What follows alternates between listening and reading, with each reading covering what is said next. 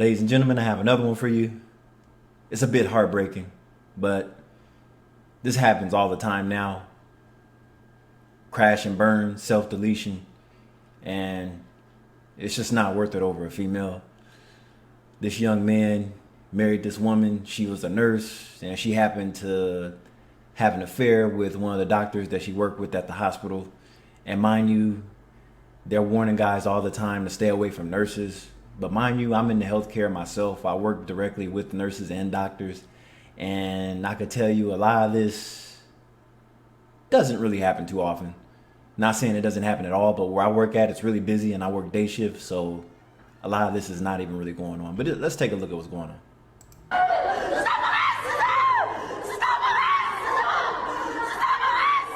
Ooh-wee. Just weeks after his wedding, a man named Wang Chao discovered that his new wife had been having an affair with a male doctor. When he confronted her, she claimed she had been coerced. Outraged, Wang Chao went to the hospital in search of justice, only to be publicly humiliated by the very man his wife had cheated with. Unable to bear the betrayal and shame, Wang Chao ultimately chose to end his own life. Damn.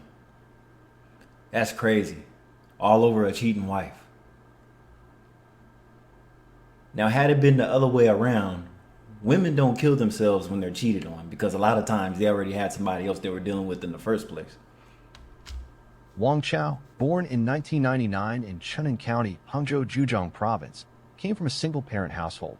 His parents divorced when he was just 10 years old, and he was raised by his mother.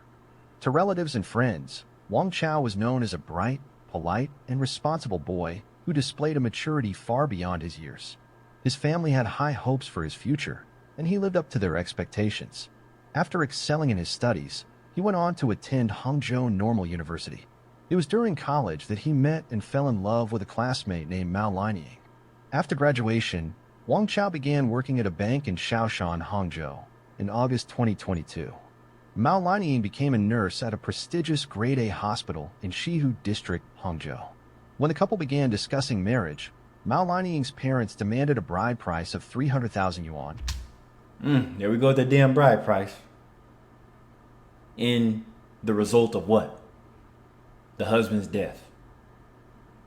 So not only was the bride price handed over, but death was knocking on the door right after that.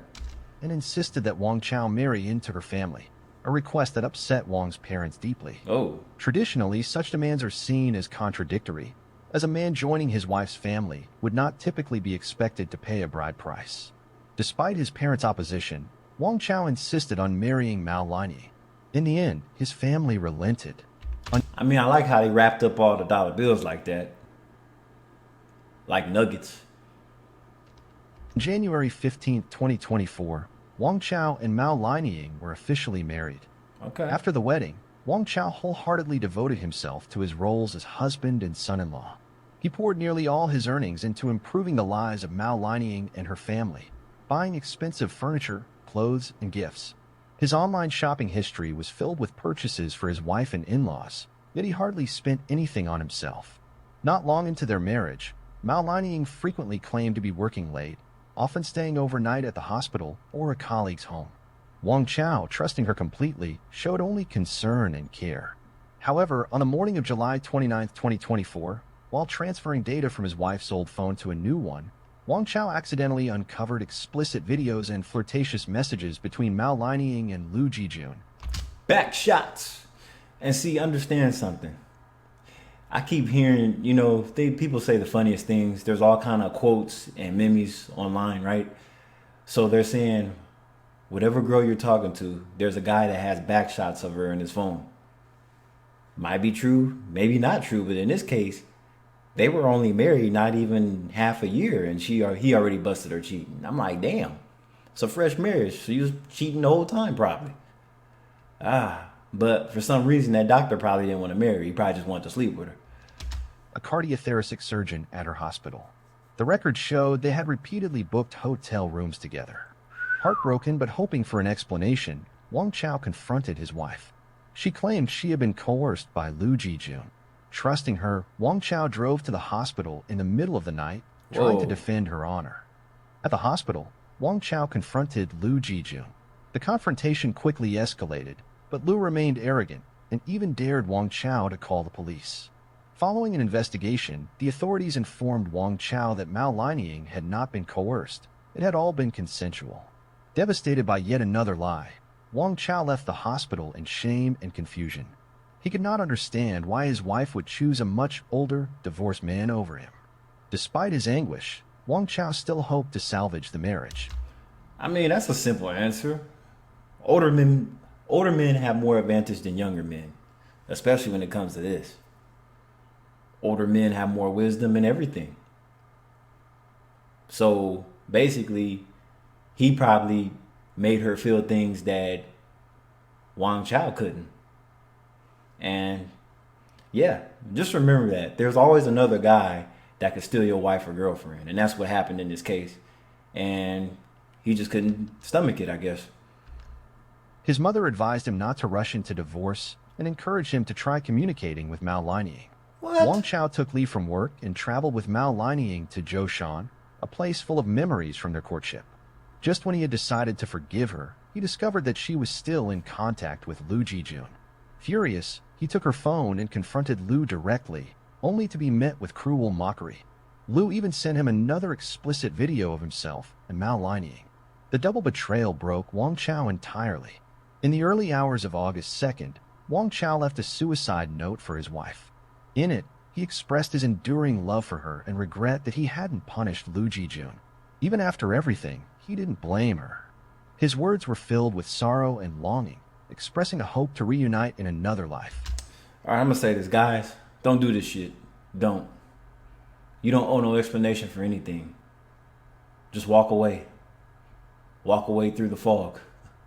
What the fuck? Like, it's no point of trying to figuring out why she cheated. She cheated because she didn't want you. She cheated because she didn't love you. She cheated because she was bored. It doesn't matter. Just move on. See, this is why it's important for guys to have a rotation, whether they're in a relationship or not. You'll never be able to get everything out of just being with one person. So there's no point of pouring everything into one person and their family. And he paid. He spent money to be with this. Wang sent the message to Mao Lining, but she didn't respond until 7 a.m., writing only, "Wait for me." By then, it was already too late. Surveillance footage from the guest house shows that Mao Lining entered the room twice, once at 8:50 a.m. and again at 9:30 a.m. Yet she later claimed she didn't see Wang Chao and assumed he had gone out. At 11 a.m., a staff member entered the room to clean and discovered Wang Chao had hanged himself with a hairdryer cord inside the wardrobe. Emergency responders confirmed his death. There were no signs of physical violence, and the autopsy ruled it a suicide, with an estimated time of death around 9:15 a.m., between the times Mao Lining had entered the room. She had a chance to stop the tragedy, but did not. After Wang Chao's death, his parents hoped for an apology from Mao Lining and Liu Jijun. Yeah, right. Come on. That's a lot. Did you hear that? She could have stopped it, but she didn't. She didn't give a fuck. Neither showed up that day. Even Mao's family disappeared from public view. On September 7, 2024, Wang Chao's body was cremated. No one from the Mao family attended.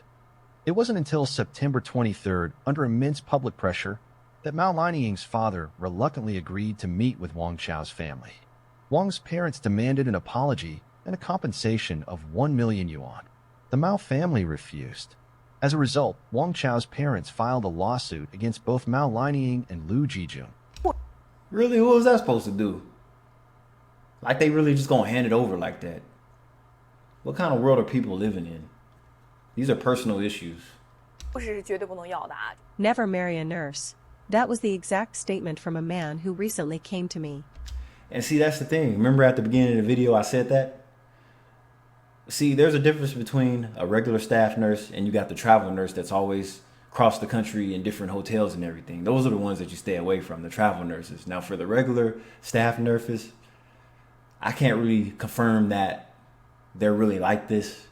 But then you have to remember, most affairs occur in the workplace. It doesn't matter if it's healthcare, doctors, nurse, bankers, real estate agents, corporate America. A lot of there's a lot of infidelity in the workplace in general. So that's one thing to look at. So you can't just take a whole entire profession and just be like, oh, nurses. Nah, I don't believe that shit. Asking for help finding a partner. He was quite satisfied with the woman I introduced. He liked her looks, figure, education, and family background. They even agreed on a time to meet. But the moment he found out she was a nurse, he immediately backed out.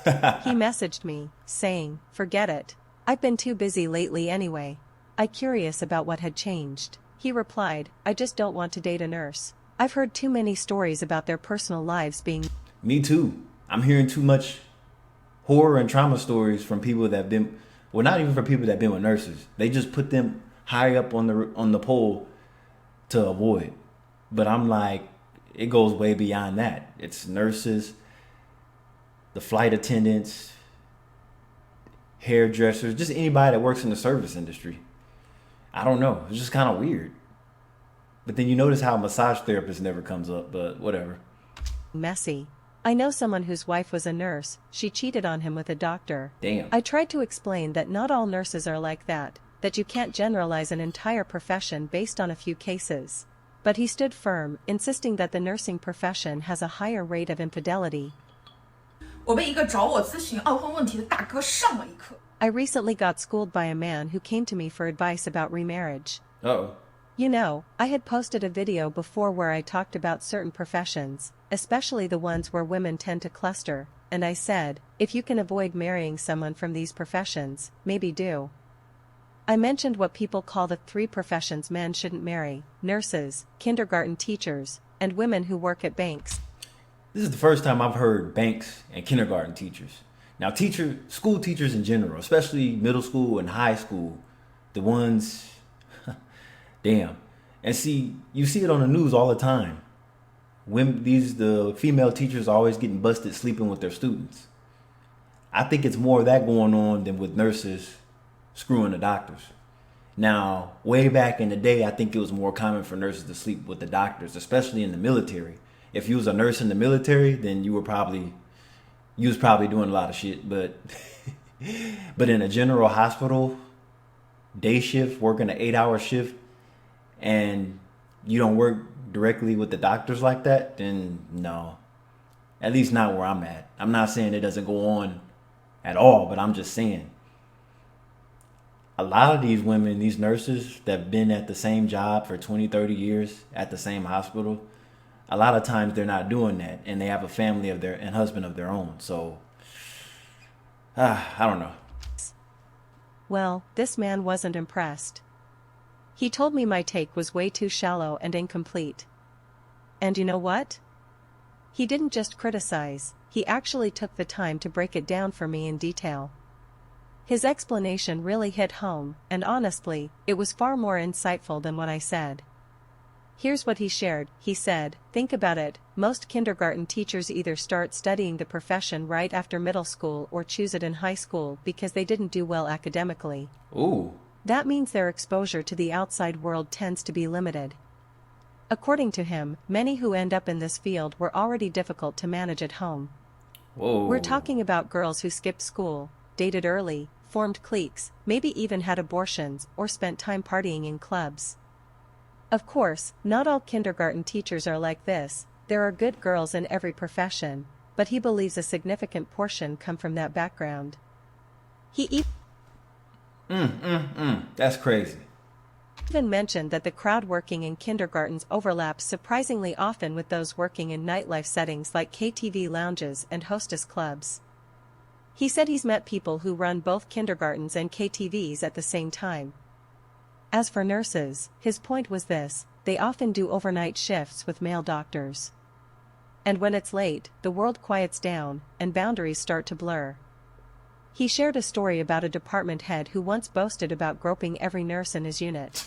Again, he acknowledged that there are great nurses out there. And I'm acknowledging that too. And it's not like that, like I said, in all hospitals. It depends on the setting and the department.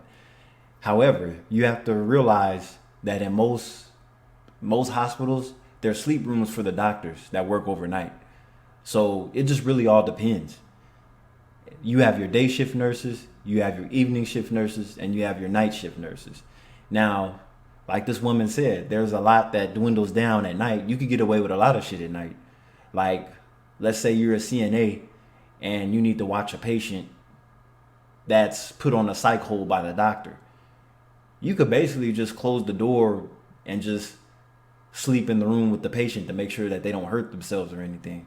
And that's gonna go unnoticed a lot of times. Like there's so much stuff that you can't stop that goes on in a department in the hospital. Like, that's what I'm saying. And this is mostly night shift.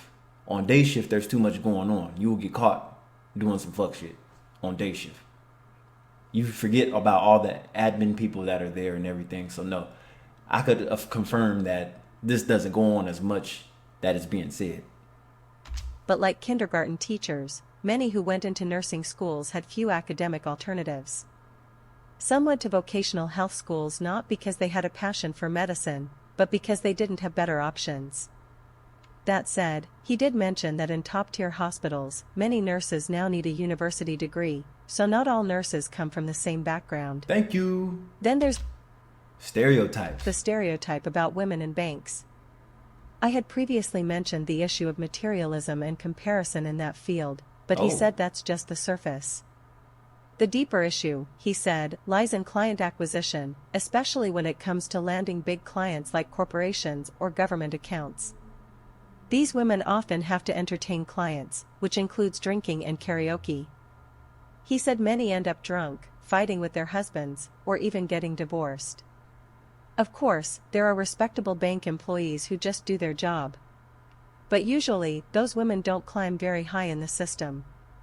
They might stay as tellers or in support roles, while the ones who are good at entertaining and networking end up as branch managers or department heads. In his words, the women who are truly skilled at client development tend to be social butterflies, people who are extremely street smart and good at reading others. Now, I know this might upset people, especially women in these professions, nurses, teachers, bankers. But I want to make it clear, I'm not saying everyone in these jobs is bad. This man's observations came from the darker side of things he's personally seen, and I thought it was worth sharing. I've also spoken to over 1,000 people during my time consulting on relationships, and I have to admit, these patterns come up a lot. Yes, many women in these jobs are great, loyal, hardworking, and responsible. But I've also had quite a few tell me directly that comparison and competition in their workplaces are very intense. Yeah, and see, you guys forget. These a lot of times are toxic work environments, especially in the corporate sector of it. Like she said, some will be bank tellers and maybe branch supervisors for a long time. There's very few that'll move up in the company. Whether it's Chase, Bank of America, just a few to name, Wells Fargo. A lot of times there's a lot of dress up competition, suits. They look very professional, and people in banks in general sure are friendly, especially starting with the tellers. But as you go up to branch managers and everything, you're really going to be dealing with some high maintenance people. And like she said, some of the people that work in these banks, especially the women, they have they get bougie, like, they're just on like some higher level type shit. So their head gets big because they have this position and they feel like they're in this clique with the big people, with the big dogs. So of course they're gonna get to socialize and connect with them outside of the bank and everything. And next thing, one thing leads to another. But anyway, I just thought I'd close down on this. But in general, avoid professional women. Like doctors, lawyers, we didn't get to that part. That's what I'm looking at. Those are probably the worst people to date. Doctors, lawyers, people in law, in that federal to law. Nah, that's a hard pass for me. Anyway, don't forget to like, comment, subscribe, share the video, share your thoughts. And we're trying to go to 1K. I'll see you in the next video. Peace.